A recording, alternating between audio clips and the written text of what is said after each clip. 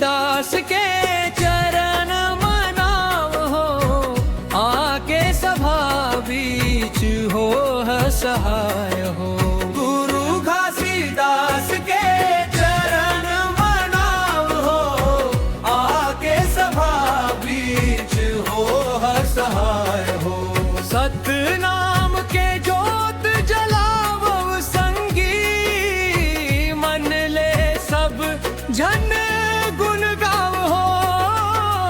गुरु घासीदास के चरण मनाव हो, आके सभा बीच हो सहाय हो।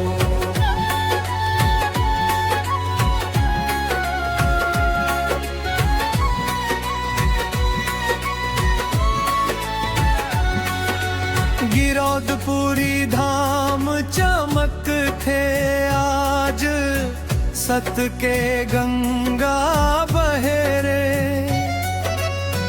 जैत खाम लहराए अंबर ऊपर, अमृत बानी कहे रे। झूठ कपटला छोड़ब संगी, सत के डगर अपनाव हो।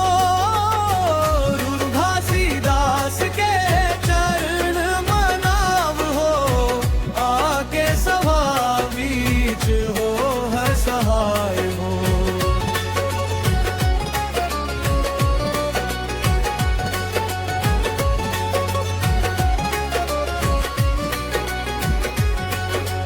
गुरु घासीदास के चरण मनाव हो, आके सभा बीच हो सहाय हो।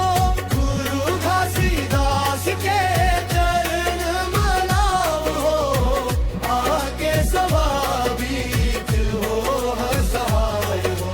सतनाम के जोत जलावो संगी, मन ले सब जन गुण गाव हो। गुरु घासीदास के चरण मनाव हो, आके सभा बीच हो सहाय हो।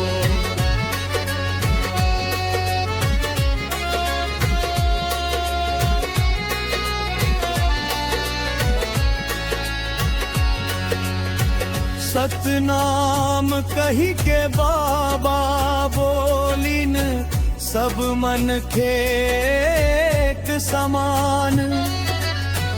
ऊंच नीच के भेद मिटा दे, यही हवै असली पहचान। प्रेम दया के दीप जला के, जगमग उजियारा लाव हो। गुरु घासीदास के चरण मनाव हो, आके सभा बीच हो सहाय हो।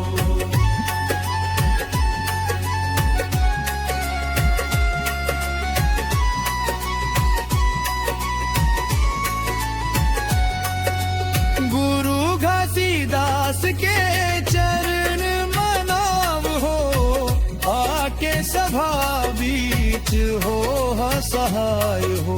गुरु घासीदास के चरण मनाव हो, आके सभा बीच हो सहाय हो।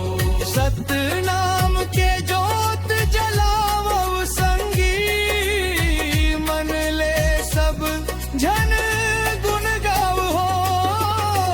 गुरु घासीदास के चरण मनाव हो, आके सभा बीच हो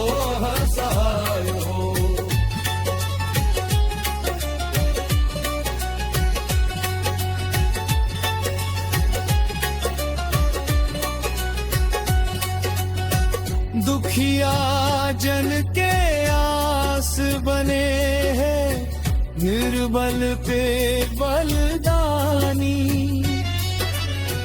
जिंदगी भर सतराह दिखाई, महिमा अगम कहानी। सफेद ध्वजा लहरावत संगी, जय सतनाम सुनाओ हो। दुर्गासीदास के चरण मनाओ हो, आके सभा बीच हो सहाय हो।